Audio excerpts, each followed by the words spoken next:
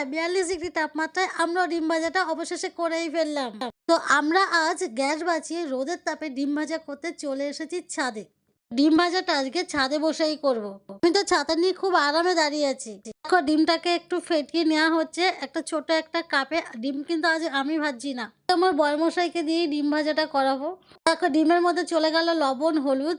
এবার একটু ডিমটাকে ভালো করে ফেটিয়ে নিয়েছে। আমরা একটা স্টিলের থালার উপর একটা প্লেট রেখে করেছি, কারণ কি স্টিলের থালাটা তাড়াতাড়ি গরম হবে সেই জন্য। তো তেল দেওয়ার পরে তারপর দেখো ডিমটা ঢেলে দেওয়া হয়েছে এখানে। কিছুক্ষণ পরে দেখো ডিমটা আস্তে আস্তে হচ্ছেই, দেখো আস্তে আস্তে হওয়া শুরু করেছে।